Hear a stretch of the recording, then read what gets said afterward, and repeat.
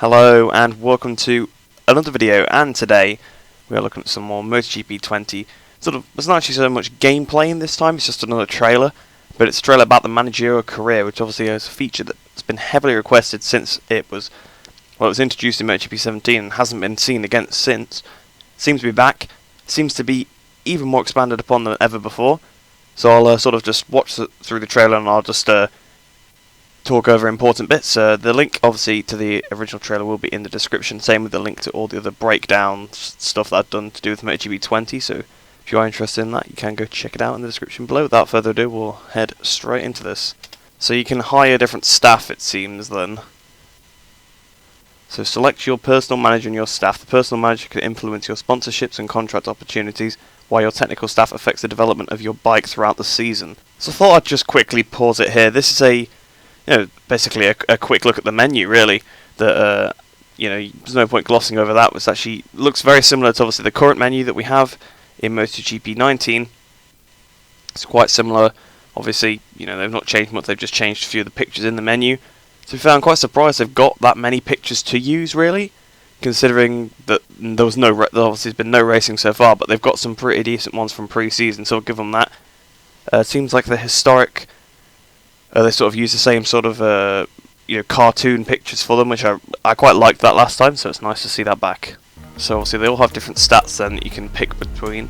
So we'll quickly pause it here and just have a look at the different stats. So this one is rated A. It's either 2 pluses or 2 stars.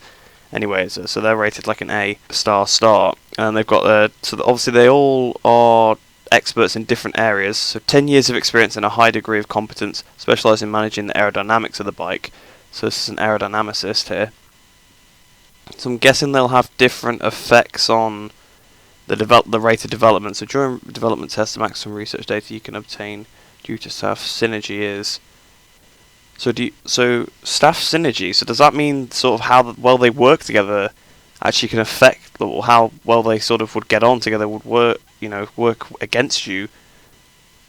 So there's maximum amount of data you can get. That's very interesting, actually. Synergy is the average value of abilities between chief engineer and data analyst. The higher its value, the more search data can be generated. So basically, if you have better staff, then with obviously higher values, then you can actually get more data from the research. So that is very interesting. So it seems to be quite an in-depth system here. So choose your contract. Evaluate the offers you'll receive from real teams and new teams. Look carefully at their engagement and expectations before making a decision. So you can sign for real teams. Now that is one thing I have got questioning. Does that mean you manage that team? So you sort of have control. I'm guessing you won't be able to choose who rides for that team. Perhaps you can't hire riders this time. We'll watch a bit further in, but I don't think it's fully explained. So this is the contract screen then. So you've got GoPro Ducati team, My World Aprilia. Obviously those are two. They actually have real sponsors this time, so that is interesting. So you can pick between just your own sort of team then here. So the My World Aprilia, it seems to be official. My World Aprilia will race next season, and they are offering you a contract as a rider. They need a rider who can guarantee consistent placings and steadily take them into the points zone. They also expect you to achieve at least 15th in the championship. So you get paid money then for being there, and I guess you use that to hire your managers. Then obviously on the previous screen it had the salaries and stuff like that. So it seems maybe that career and managerial career are hybrided this time, rather than being separate, because obviously on that main menu it just said new career. It wasn't you're like, oh, new managerial career. So it seems like maybe the two careers are put together this time. So it's definitely interesting. It makes a bit more sense, because it was a bit weird to run the two careers when they were quite similar before. Really, it was just that one you couldn't run one you could only be in normal teams, and the other way you couldn't be in normal teams. So it makes more sense to combine the two. I think it was like that in previous games as well, where you could sort of run your own team. Obviously it wasn't quite to the same degree as it was in Motogp 17, but I think it seems to be a bit more like in that area then. Let's have a look at the Ducati one. There's a GoPro Ducati team. Seems to be, so it's basically the same thing then. Yeah, the goals seem to be the same, although I think the salary is higher. Yeah, so it's a lot higher than the salary of the Aprilia, although the results seem to be pretty similar, although I suppose it's a lot easier to get 15th on a Ducati, so you think maybe they wouldn't hire, they'd have higher expectations, but oh well, I suppose. So you sort of have like a show-off event, so how they show off the bikes in real life in the liveries. They have that recreated in the game. That's a nice cutscene to have, to be honest. Customize rider and team livery. Make your rider and bike stand out using different graphics editors to modify stickers, helmet, racing number, lower back patch, and a bike livery. So this menu seems very similar to obviously the one that's in GP19. Virtually the same, other than the colour palette has sort of changed. So the same numbers seem to be returning then from the previous games, as we remember. We've all had a good look at these numbers when they've been loaded in online instead of the one you actually want. My creation. So I've seen people ask it in places, and it's a very good question. I hope Milestone will come out and be, just let us know whether. But people have asked if their sort of projects can be ported to Motogp 20, because obviously people have spent hours making helmets, and will they be able to use those helmets in Motogp 20, or will they have to start from scratch? Is another interesting point. But the thing I noticed here is this bike has the Avintia glass. Obviously, most people would probably know that is what's on the Avintia glass, the Remica, and it doesn't look like it fits in with the rest of the livery, so that might be a slight error there. Don't know if they've. I mean, obviously the game isn't finished yet, so these things are probably bound to crop up every now and then. It's only it's a very, very simple fix, to be honest. So yeah, that's just what I noticed, and that completely just took my attention. I've done skinning with the Avintia before, so I know that's what's on the glass. So it took me by surprise a little bit there. Looks like the custom Avintia glass being loaded here. So again, the same sort of butt patches as before as well.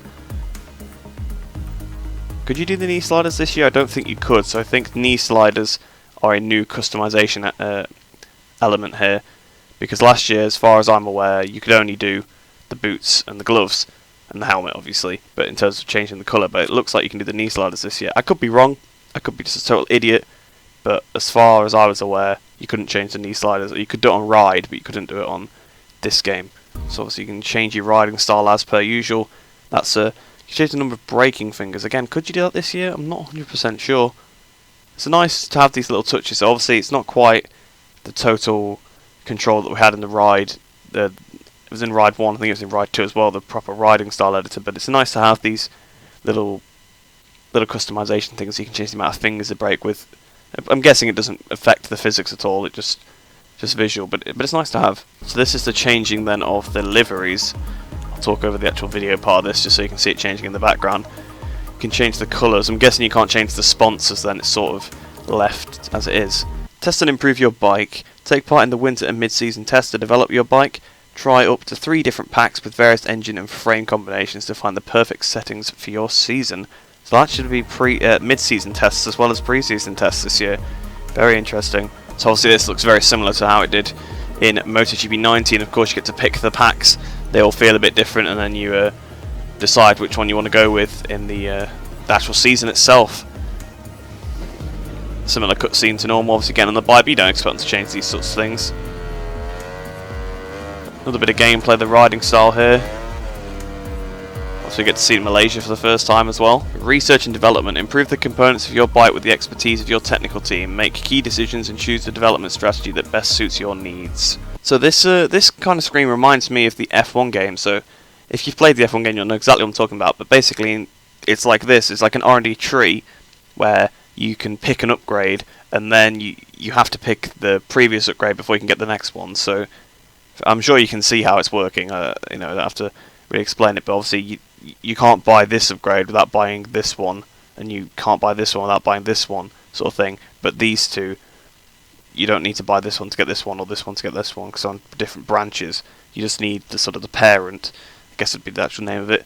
So let's see what you can actually upgrade then. So you can upgrade the engine, the frame, the aerodynamics, and the electronics, which, as far as I'm aware, is the same as in the last couple of MotoGP games. Be able to edit these specific parts, but it seems like there's much more depth into it this time. And then on the research side, obviously as before, it was mentioned about how you can hire the different people, and they all seem to be assigned to different areas then. So obviously if they've got better skills, then you can probably get things done faster. Yeah, so you can see at the bottom then, so engine research data, 500 weekly production. Frame research data, weekly production 550, So there's only one person in the aerodynamics here, so aerodynamics research data, weekly production 100. Electronics research data, weekly production 300, because there's 3 in here. So you add the staff when you're developing the part. And obviously you can see the time is going down here, so the more staff you put on it, the faster you get the upgrade, but obviously then you probably can't use them for other things. Grow and get hired by top teams. Keep improving and you'll have a chance to sign a contract with the most prestigious teams. Their offering will depend on your race results and your personal manager skills. There's Lynn Jarvis and Razlan Rosali there, and Alberto Puig in these pictures. This is Repsol Honda team. To sign a deal with Honda then. So your personal manager is able to get a contract from Repsol Honda for next season. They want to fight to win and they need a rider who can compete for the podium in every race. They also expect you to win the championship then. That's a pretty big termination clause, that one there. The annual salary is very, very high. Very high. 11 million. Wow. So again, sort of the showroom stuff like before on the GoPro Ducati and the Repsol Honda team event. Now it's up to you.